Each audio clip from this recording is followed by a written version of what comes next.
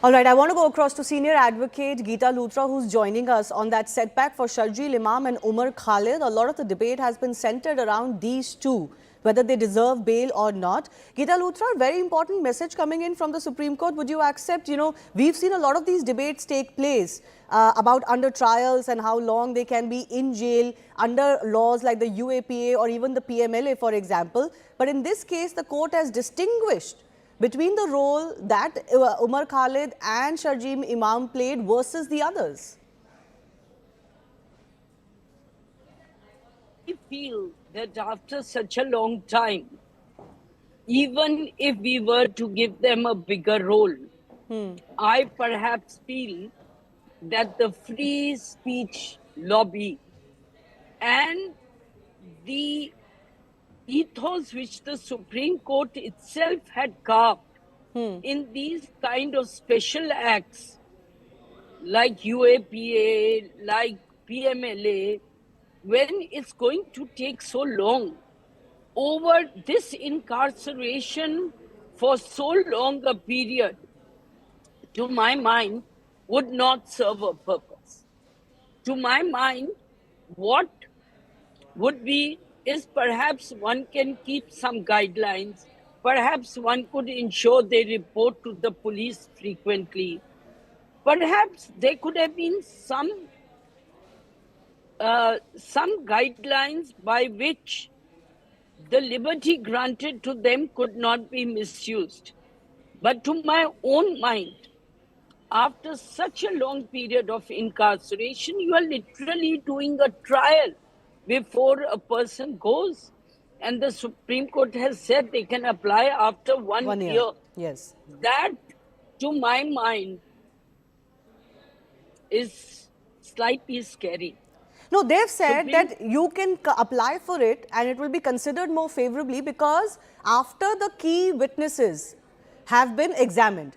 So, because of their witnesses. Yes, the protected witnesses, because of their role being considered quote unquote central to the conspiracy, the court has said at this stage, just with the passage of time does not become enough to guarantee your bail. See, bail is never a guarantee. The question in my mind is this. You've had such a long period of incarceration. Tomorrow, assume they are innocent in trial. How do we return 5 years of their life? If they are guilty, they will anyway have to face the incarceration. But if 1% or 5% they are innocent, then how do we give them back the time that they are losing? To my mind, and all of human rights, Lord Denning's statements, many jurisprudence, criminal jurisprudence, which is saying, so I understand that UAPA may stand on a special footing. Yes, yes. There will be other acts which you have said, Makoka, you have said other enactments like SC/ST Act.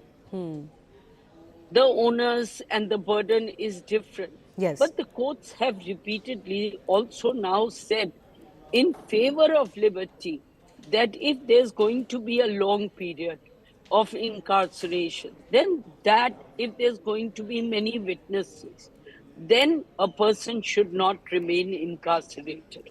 So in my view, and my view is obviously we have to bow to what the Supreme Court has said. It's the last court in the land.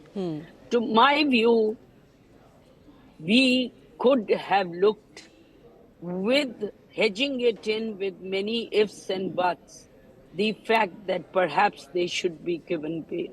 Okay. But ultimately, the Supreme Court's the last word, and we have to bow to that. Yeah. I only feel that when the courts say that every day of incarceration is a new fact, perhaps the witnesses that require protection should be examined within a month. Perhaps they can be. No, so what you're many talking ifs and about to buts. the delays, as court said, just the passage of time itself doesn't mean that you are guaranteed bail. Those delays, Geeta Luthra, are not new. Especially in such cases, we've seen delays of this kind. In fact, I am reminded of, the Malegaon terror case and the other terror cases in which the accused who have actually been acquitted now were incarcerated for years and years on end. But the same voices didn't speak for them. They didn't speak for a Colonel Purohit. They didn't speak for a Sadhvi Pragya, who were also booked under very severe, stringent sections of the law. They were also termed, quote unquote, terrorists. But nobody batted the fact that they're also under trials and eventually they were acquitted. So is there special focus on the likes of Umar Khalid and all? No, but I would bat even for them. I would bat for everyone who's incarcerated. So, my whole argument is that we cannot do a pre-trial and we have to see, look, ultimately it's the court that has to then to look at the delicate balance. Yes. Ultimately, it has given bail to many of the accused Others. along with them.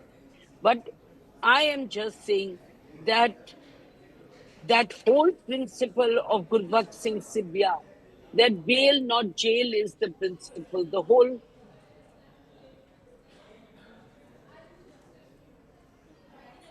All right, seems like a slight issue as far as the link of Geeta Luthra is concerned. Ma'am, can you still hear me? Yes, I can, but I've really made my point. The same issue which was in Manish Sisodia.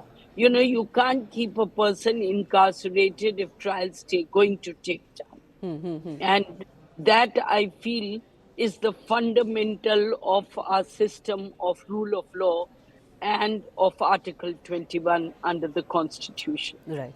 And it certainly would help if all of these cases proceeded in a much faster way. Then this question would become less crucial than it has become now, because it has been 5 years since these individuals have been incarcerated. But remember, 5 others have also been granted bail because their role, the Supreme Court said, was not considered to be central to the conspiracy. But I'll leave it at that. Geeta Luthra, thanks a lot for joining us and giving us your point of view.